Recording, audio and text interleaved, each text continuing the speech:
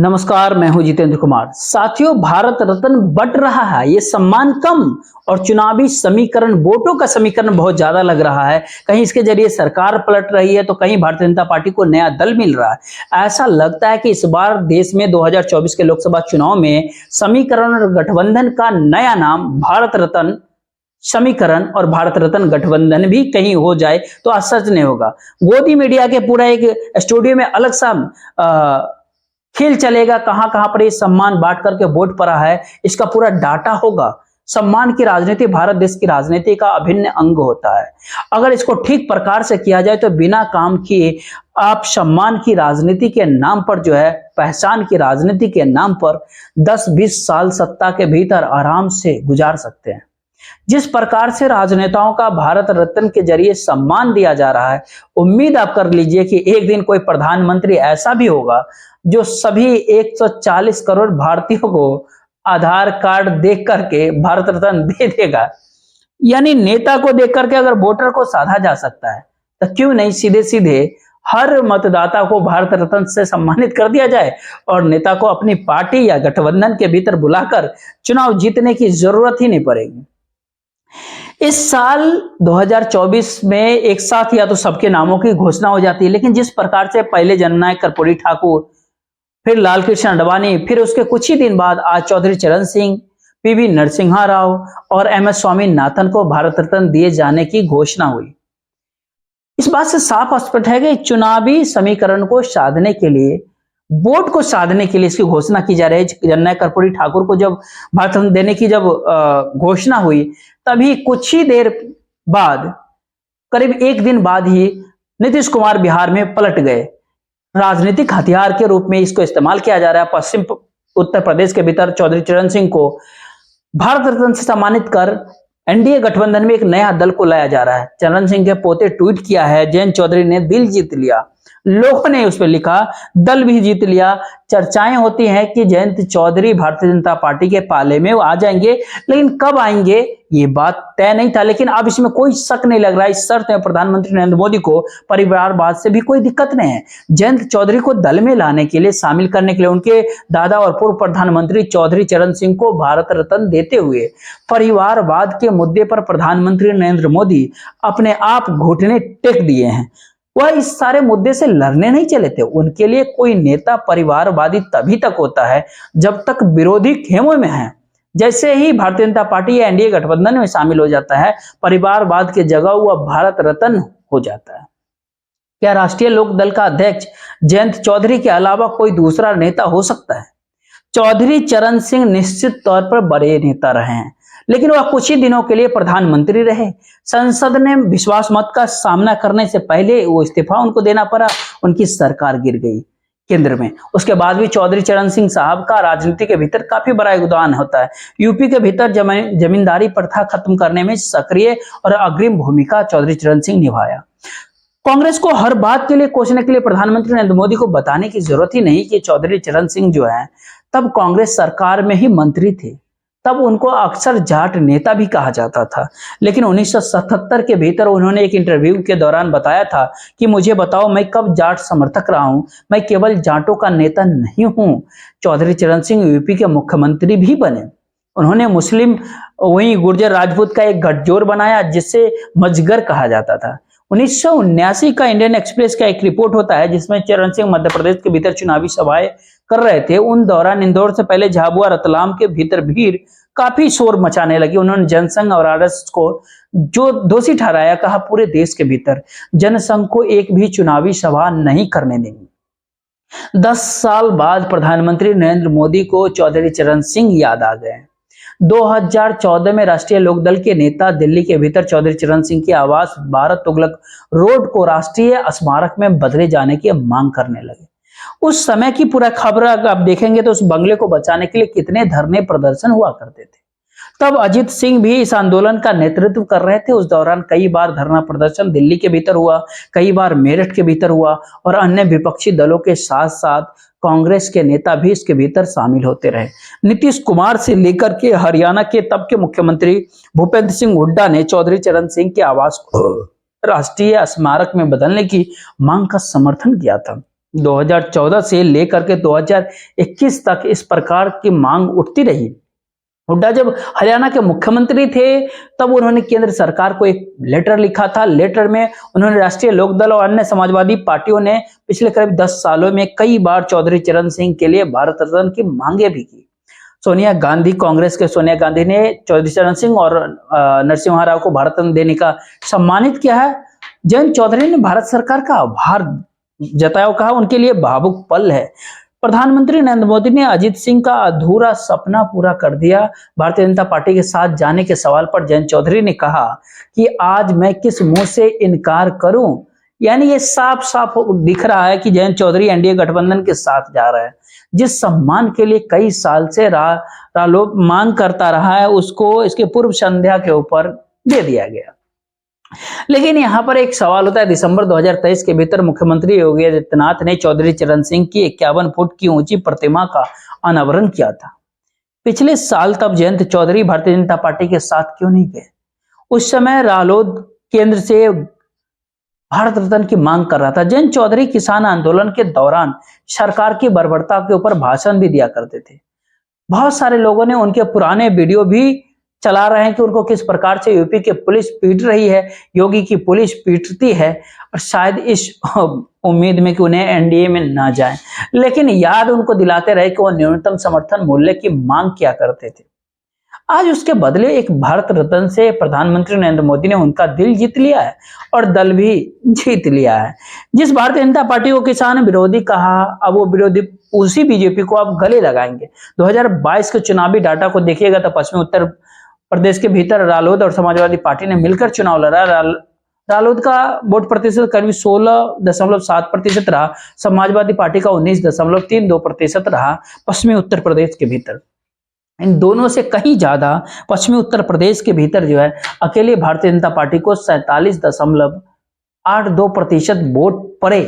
Bharatiya Janata party यहां पर पूरी तरह से सुरक्षित नजर आती है। तब फिर भारतीय जनता पार्टी रालोद को लेकर के इतनी बेचैन क्यों? आरएलडी को लेकर इतनी बेचैन क्यों?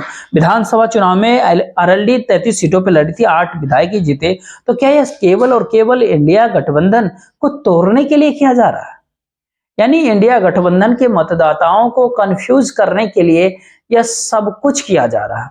बहरहाल आप देखेंगे तो करीब 1 वर्ष से कहा जाता था कि 2024 के लोकसभा चुनाव में प्रधानमंत्री मोदी को काफी वोट मिलने वाले हैं, 400 सीट से ऊपर मिल जाएगी, उनको कोई नहीं रोक सकता, उनके सामने कोई भी चुनौती नहीं। राम मंदिर बन जाने के बाद इसको और ठोक ठोक करके कहा जाने लगा, लेकिन 4 दिन भी नहीं बीते कि जननायक कर्पूरी ठाकुर को भारत रत्न देने का ऐलान कर दिया जाता है। बिहार के भीतर सरकार पलट जाती है। जिस नीतीश कुमार को भारतीय जनता पार्टी ने पानी पी पी करके गालियां दिया, कभी कहा कभी एनडीए में इनको वापस नहीं लेंगे, दरवाजा बंद है, वो दरवाजा ने नीतीश कुमार को दौड़ करके गला लगाया। राजनीति को कहारा जो नहीं समझता ना, वो भी यही कहेगा बिहार के 40 लोकसभा सीटों को पक्का करने के लिए खेल किया गया है। राज्यसभा और लोकसभा के भीतर प्रधानमंत्री नरेंद्र मोदी जब कांग्रेस को ललकारते हैं तो ऐसा लगता है कि उनके सामने कोई चुनौती ही नहीं है, लेकिन सदन के बाहर की पूरी राजनीति के भीतर उनके लिए जयंत चौधरी भी काफी बड़ी चुनौती बन जाते हैं और उनको साधने के लिए वह एक परिवारवाद के मुद्दे को छोड़ देते हैं,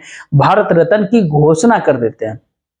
चौधरी चरण सिंह को प्यार करने वाली देश की जनता क्या ये इस बात को समझ पाएगी कि भारत रत्न उनको उनके काम के बदले मिला है या फिर 5-7 सीटों के गठबंधन के बदले मिला है?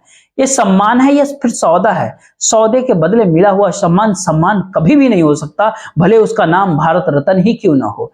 चौधरी चरण सिंह के लिए भारत रत्न की मांग जो है अखिलेश यादव ने भी किया था, जैसे जननायक कर्पूरी ठाकुर के लिए नीतीश कुमार और लालू यादव दोनों ने किया था।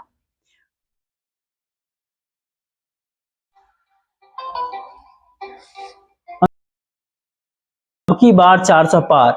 जी हाँ, ये आप भी नोट कर लीजिए, 370 बीजेपी यानी प्रधानमंत्री के और 30 सीटें 37 अन्य पार्टियों के जो भारतीय जनता पार्टी के साथ है। प्रधानमंत्री नरेंद्र मोदी जब से 400 पार के नारा दे रहे हैं, लगातार मन में लोगों के सवाल उठते जा रहे हैं। जब हम आपसे ये कहे कि आप नोट कर लीजिए तो इसके पीछे कुछ कहानी है। ये कहानी आज के दौर की नहीं, साल 2019 की होती है। लेकिन आप सच मानिए, इस कहानी को आप जब आराम से आप सुनेंगे, आप खुद ही पेन और कॉपी निकाल लेंगे और 400 प्लस लिख करके आप भी बैठ जाएंगे। भारतीय जनता पार्टी बीजेपी के प्रधानमंत्री नरेंद्र मोदी और चुनाव आयोग के जबरदस्त घालमेल का ऐसा कॉकटेल पूरी दुनिया में आपको नहीं मिलेगा। एक ऐसी खबर भी आपके सामने जो ये कहती है कि हमारे देश का इलेक्शन कमीशन सीधे सीधे सुप्रीम कोर्ट से झूठ बोल सकता है, तो फिर आम आदमी क्या है उसके सामने। ठीक वैसे ही सरकार ने बिल्किस बानो के मामले में जैसे बलात्कारियों को छुड़ाने के लिए सुप्रीम कोर्ट से सरासर झूठ बोल दिया और सुप्रीम कोर्ट ने कहा कि हमारे साथ फ्रॉड हो गया। आज हम यही बात के कुछ मुद्दे पर बात करेंगे, इलेक्शन कमीशन क्या घालमेल करती है और मशीन में क्या गड़बड़ी होती है, सारी बातें करते हैं। वो गड़बड़ी को छुपाने के लिए इलेक्शन कमीशन ने कौन कौन कारनामे करते हैं वो देख करके आप मामले के भीतर चीफ जस्टिस डीवाई चंद्रचूड़ साहब के नाम क्यों लेते हैं उसके ऊपर भी विस्तार से आज आप बात करेंगे। अंत में एक मशीन में गड़बड़ी और छेड़छाड़ को लेकर के इलेक्शन कमीशन ने एक नया नवेला जवाब तैयार किया, सवालों का जवाब इलेक्शन कमीशन ने दिया है। शायद अब तक ये मामला आप भी नहीं देखा होगा। पिछले दिनों उस सवाल पे हम हर कोई चर्चा किया था। अब इलेक्शन कमीशन ने जो जवाब दिया उसको जरा ध्यान से आप देखिएगा और इस जवाब के बाद जो है जो सवाल उभरता है उससे अपने दिमाग में एक बात बैठाते हुए चुनाव आयोग के निष्पक्षता पर विचार कीजिएगा। आज के ये पूरा जो सेशन पूरा भारी महत्वपूर्ण होगा। घंटों तक काफी मेहनत करने के बाद ये पूरी बात कर रहे हैं।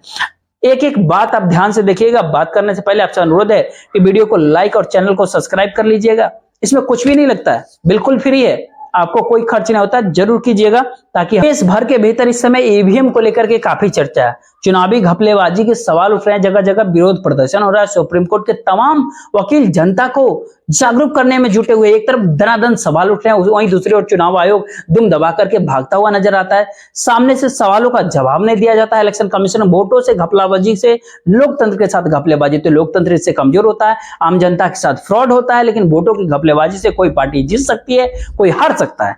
लेकिन इस एक देश के रूप में चुनावी जीत हार से भी ज्यादा बड़ी हार हो जाती है इंसानियत का हार जाना, विश्वास का हार जाना। पिछले कुछ सालों से जो देश के भीतर नफरत का माहौल पैदा हो रहा हो, किसी भी ईवीएम या वीवीपैट से ज्यादा खतरनाक है, क्योंकि मशीनों के भीतर अगर कोई गड़बड़ी हो तो पार्टियां हारेंगी, जीतेगी, लेकिन ये नफरत की आग देश में इंसानियत को हरा देगी। नफरतबाजों को जवाब देने के लिए एक बात है कि बात इलेक्शन कमीशन की निष्पक्षता और ईमानदारी की। कहा जाता है कि किसी के बारे में कुछ भी जानना हो तो उसका जरा इतिहास टटोल लीजिए। इतिहास में उसने क्या क्या कारनामा किया, कौन कौन सा घपलाबाजी किया, क्या कुछ किया, उसको समझने में आसान होगी। शुरुआत साल 2019 के लोकसभा चुनाव से बात करते हैं, जिसके बाद पीएम मोदी दूसरी बार देश के प्रधानमंत्री बने थे। चुनाव परिणाम सामने आने के बाद द कुंड के मशहूर पत्रकार पूनम अग्रवाल ने चुनाव आयोग के डाटा का एक एनालिसिस जो किया तो कुछ विशेष बातें चीज निकल करके सामने आए। उनके रिसर्च में ये बात पता चलता है कि लोकसभा चुनाव के भीतर 373 सीटों के ऊपर डाले गए वोट और गिने गए वोटों के भीतर अंतर देखने को मिला। यानी मशीन के भीतर वोट डाला गया कुछ और काउंटिंग में वोट निकला कुछ और। कुछ जगहों पर ज्यादा वोट मिले, कुछ जगहों पर वोट कम निकले। इन दोनों ही परिस्थिति में ध्यान से अगर देखेंगे तो वोट ज्यादा और कम निकलने से भी किसी को लाभ हो सकता है, वोट कम निकलने से भी किसी को लाभ हो सकता है।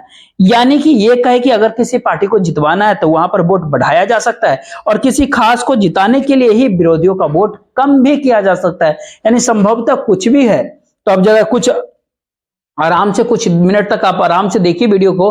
और क्या क्या द कुंड की एक रिपोर्ट में एक और बात बताई जाती है। शुरुआत के 4 चरण के जो चुनाव हुए थे उसके भीतर 373 लोकसभा सीटों के ऊपर डाले गए वोट और गिनती किए गए वोटों के भीतर काफी अंतर था। 373 सीटों के भीतर 220 में वोट कम पड़ा, गिनती में ज्यादा आ गया, और बाकी के भीतर वोट ज्यादा पड़ा, गिनती में कम हो गया।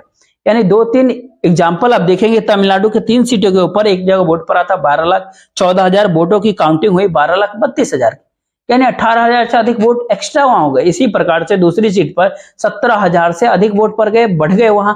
तीसरी सीट पर 14,000 से अधिक वोट बढ़ गए और यूपी के मतवा में 9,009 से अधिक वोट बढ़ गए, जहां से हेमा मालिनी भारतीय जनता पार्टी की सांसद चुनी गई थी। देखते जाइए आगे इलेक्शन कमीशन ने जो जवाब दिया उसको ध्यान से देखिएगा और पूरी ईमानदारी पे आप ताली मार करके बजाइएगा कि तमिलनाडु का 5 सीटों का आंकड़ा कहां कितना वोट बढ़ता है। यूपी का देखिए, बिहार का देख लीजिए, अरुणाचल प्रदेश का जाके देख लीजिए।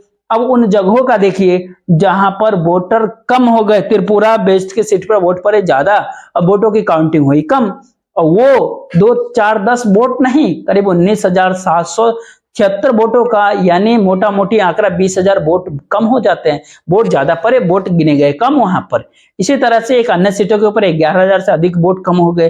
भुवनेश्वर की सीट पर 8,000 से अधिक वोट कम हो गए। और चौंकाने वाली बात यह होती है कि जब इन सारे सवालों को क्विंटन ने चुनाव आयोग के सामने रखा और पूछा कि ये गड़बड़ी क्यों हुआ, कैसे हुआ, कहां से हुआ? तो इलेक्शन कमीशन ने कहा अच्छा हम देखते हैं, इस पे बात करेंगे, लेकिन जवाब देने की बजाय, बताने की बजाय, स्पष्टता करने के बाद उस वेबसाइट से पूरा सिस्टम ही डिलीट कर दिया। जहां से पूरा डाटा ये देखा जा सकता है उसको ही हटा दिया। ना रहेगा बांस ना बजेगा देश में बांसुरी। प्रेस रिलीज में इलेक्शन कमीशन ने क्या कहा उसको जरा ध्यान से देखिए। इंडिया टुडे के इस रिपोर्ट में देखिए और भाषा भी उसका देखिए। चुनाव आयोग ने कहा कि 2019 के लोकसभा चुनाव में इंसानों ने वोट दिया, भूतों ने नहीं दिया था। अब वोटों की गिनती में गड़बड़ी के सारे आरोपों से इनकार किया गया। इंडिया टुडे के एक रिपोर्ट के अनुसार चुनाव आयोग ने जवाब दिया था वो तो अनुमानित आंकड़ा था, फाइनल आंकड़ा नहीं था। जबकि द क्विंट के एक रिपोर्ट में स्क्रीनशॉट के ऊपर आप देखेंगे कि final voter turnout of phase 1, 2, 3 and 4 Lok Sabha election 2019, यानी चुनाव आयोग ने यह आंकड़ा फाइनल टर्नआउट के रूप में दिया था, कोई प्रोविजनल नहीं, कोई अनुमानित नहीं। और तो और प्रोविजनल आंकड़ा था 5वें, 6ठे, 7वें चरण का, जिसमें द क्विंट ने देखा ही नहीं। और सवाल उठता है कि क्या वोटों के घटने बढ़ने को लेकर के इलेक्शन कमीशन साफ साफ झूठ कह रहा है? और ये झूठ 2019 का लोकसभा चुनाव का खुद अपने वेबसाइट पे फाइनल डेटा लिखता है, और खुद जब सवाल उठता है तो पूरा मामला ही वहां से डिलीट कर दिया जाता है। दूसरे दिन जवाब आता है कि वो तो फाइनल डाटा था ही नहीं, वो तो प्रोविजनल था, अनुमानित था। और अच्छा हुआ कि द क्विंट ने स्क्रीनशॉट लेकर के रखे हुआ था, वो दिखाया इलेक्शन कमीशन को, देखो तुम क्या लिखते हो। अब खुद आप सोच सकते हैं 373 सीटों के ऊपर वोट पड़ता है कुछ और, वोटों की काउंटिंग होती है कुछ और, जबकि भारत देश के भीतर लोकसभा के चुनाव के भीतर बहुमत का आंकड़ा 272 का ही होता है। 272 चाहिए और गड़बड़ी निकलती है 373 के भीतर। आप खुद ही सोच सकते हैं, सहज अनुभव कर सकते हैं। एक और झूठ का संदेह पैदा होती है, एक और पूरी कि कुछ देर बाद आपसे जिक्र करेंगे, लेकिन एक बात अपने आप से एक बात कीजिए कि अक्सर वोटों की संख्या बढ़ी हुई नजर आती है तो कहा जाता है कि मॉक पोलिंग होती है, यानी सीखने सिखाने के लिए जो वोट डाला जाता है, कभी कभी अधिकारी वो डिलीट करना ही भूल जाते हैं, रीसेट करना भूल जाते हैं, इसीलिए वोटों की संख्या ज्यादा होगी। तो फिर सवाल उठता है जो हजारों हजार वोट कम होने की कहानी होती है, ये कहां से पैदा होती है? इन मामलों के ऊपर इलेक्शन कमीशन ने बताया ये फाइनल डाटा हम लोग कुछ दिन बाद जारी करेंगे। अब 4 साल बाद इंडियन एक्सप्रेस की एक रिपोर्ट आती है, कहा जाता है कि 4 साल बीतने के बावजूद लोकसभा चुनाव के जो डिटेल होता है वो चुनाव आयोग ने नहीं दिया, नहीं चुनाव कराने वाले लगा 1 महीना, और 4 साल बीतने के बाद भी इलेक्शन कमीशन वोटों की गड़बड़ी के आरोपों के ऊपर पूरी डिटेल नहीं देश को सौंप पाया। अब तक तो एक और अगली कहानी होती है, लोगों को चुनाव प्रक्रिया के ऊपर भरोसा रहे, इसके लिए वीवीपैट जोड़ दिया गया ताकि लोग देख ले कि जिसको वोट दे रहे हैं उसी को वोटवा मिल रहा है। अभी पैड की जब पर्ची को मिलान किया जाता है इसलिए ताकि लोगों को भरोसा हो जाए कि जितना मशीन में वोट पड़ा उतना ही पर्ची में निकला, उतना ही छपा। इसके लिए इलेक्शन कमीशन का एक नियम होता है कि पर्चियों को 1 साल तक संभाल कर रखा जाएगा। कहीं कुछ गड़बड़ी हुई, कहीं कोई आरोप लगा, सवाल उठा तो तुरंत तरह गिन के दिखाएंगे कि देख लीजिए सही है। लेकिन 2019 के लोकसभा चुनाव के मामले में इलेक्शन कमीशन ने गजब का खेला किया। पूरे कहते हैं ना विश्व स्तरीय पे गजब का खेला, अपने नियम कानून का ऐसी की धज्जी उड़ा दिया, बकिया उधेर कर रख दिया। कहा जाता है कि 4 महीने के भीतर ही पर्चियों को रद्द कर दिया गया। ये बाद में पता चलता है कि केंद्रीय चुनाव आयोग से चिट्ठी भेजी गई थी कि पर्चियों को नष्ट कर दो। सवाल उठता है कि जब आपका नियम है 1 साल तक पर्चियों का संभाल कर रखेंगे तो 4 महीने में ही पर्चियों को नष्ट करने की आवश्यकता क्यों पड़ गई? क्या चोर की दाढ़ी में तिनका वाली बात है, या पूरी दाढ़ी ही तिनकों से भरी हुई पड़ी है? ये सबूत नष्ट करने जैसे मामला नहीं होता है, सबूत मिटाने गायब करने जैसे मामला नहीं होता है। आखिर इलेक्शन कमीशन को किस बात की जल्दी होती है कि साल भर तक बचा के रखने वाली पर्ची को 4 महीने के दौरान ही नष्ट करवा दिया? लेकिन इस बात से घबराइए नहीं, 2019 के लोकसभा चुनाव में डाले गए वोट और गिने गए वोटों के भीतर भारी गड़बड़ी देखने को मिली, ये सत्य है। 4 सालों तक इलेक्शन कमीशन जवाब नहीं दे पाया, डिटेल्स नहीं सौंप पाया, सुप्रीम कोर्ट सब कुछ देख रहा है। 1 साल तक संभाल कर रखी जाने वाली पर्ची को 4 महीने के भीतर निपटा दिया गया, लेकिन सुप्रीम कोर्ट सब कुछ देख रहा है। अब सुप्रीम कोर्ट के भीतर ही इलेक्शन कमीशन द्वारा बोले गए एक महाझूठ को समझ लीजिए। द काडा की एक रिपोर्ट होती है, ये रिपोर्ट भी 20 मई 2019 की होती है। दरअसल विपक्ष की पार्टियों ने 21 पार्टियों ने मिलकर सुप्रीम कोर्ट के भीतर याचिका दायर किया था, जिसमें इलेक्शन कमीशन से मांग किया वीवीपैट से जो पर्ची निकलती है तो कम से कम 50% पर्ची का मिलान कराया जाए ताकि पता चले कि वोटों में कहीं कोई गड़बड़ी नहीं हुई। लेकिन इलेक्शन कमीशन ने एक हलफनामा दिया, उसको देखने के बाद सुप्रीम कोर्ट ने विपक्षी पार्टियों के इस याचिका को खारिज कर दिया। इलेक्शन कमीशन ने इस हलफनामे में क्या कुछ कहा जरा आप ध्यान से देखिएगा और ये भी सुनिएगा आप कि काफी बरका वाला झूठ कैसे होता है।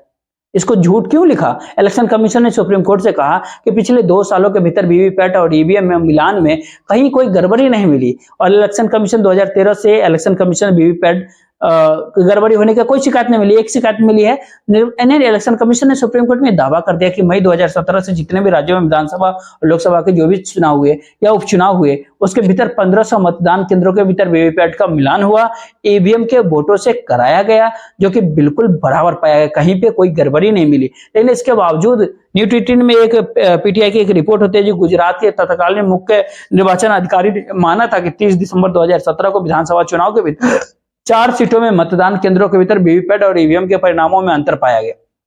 हालांकि एक बात और उन्होंने कहा, निर्वाचन अधिकारी की गलती से ही सब कुछ होगा, मॉक वोटिंग के बाद मशीनों को रीसेट नहीं किया गया था। ऐसे ही मई 2018 में कर्नाटक से एक मामला सामने आता है, जहां पर वोटों की गिनती में अंतर पाए जाते हैं, यानी गड़बड़ियों के काफी सारे आरोप सामने आए। लेकिन फिर भी इलेक्शन कमीशन ने सुप्रीम कोर्ट में ये कहा कि 2 साल के दौरान कहीं कुछ गड़बड़ी नहीं मिला है, केवल एक ही शिकायत मिली है। वैसे ये सारे सवाल काफी गंभीर होते हैं। ये मॉक पोल की वजह से 10, 20, 50 वोट ऊपर हो सकते हैं, हजारों वोट कम कैसे हो सकता है? जो आंकड़ा चुनाव आयोग ने फाइनल बता करके आम जनता के सामने रखा, उसको अचानक क्यों हटाया जाता है? सालों बीत गए, अब तक जवाब क्यों नहीं दिया गया? फाइनल डाटा क्यों नहीं सामने रखा गया? इलेक्शन कमीशन की ये कौन सी निष्पक्षता है, कौन सी ईमानदारी है? क्या इन सबको देख करके भारत देश की जनता चुनाव इलेक्शन कमीशन पे भरोसा करेगी? आप खुद ही सोच सकते हैं, पिछले कई महीनों से सुप्रीम कोर्ट के तमाम वकील, तमाम ईवीएम के जानकार इलेक्शन कमीशन से 50 मशीन मांगते हैं, लेकिन इलेक्शन कमीशन देने को तैयार नहीं है। ठीक इसी प्रकार से 6 महीने से विपक्ष के तमाम नेता चुनाव इलेक्शन कमीशन से मिलने का समय मांग रहे हैं, लेकिन इलेक्शन कमीशन के अधिकारियों के पास विपक्षी नेताओं से मिलने का समय नहीं है। उसी इलेक्शन कमीशन के तमाम अधिकारी जनता के बीच भेजे जा रहे हैं, बहुत सारी गाड़ियां भेजी जाती है ईवीएम के भीतर भरोसा पैदा करने के लिए, और ईवीएम के ऊपर उठने वाले सारे सवालों का एक इलेक्शन कमीशन ने एक जवाब दिया। इसको भी आप ध्यान से देखिएगा, लेकिन उस जवाब को जानने से पहले सवाल को सुन लीजिए।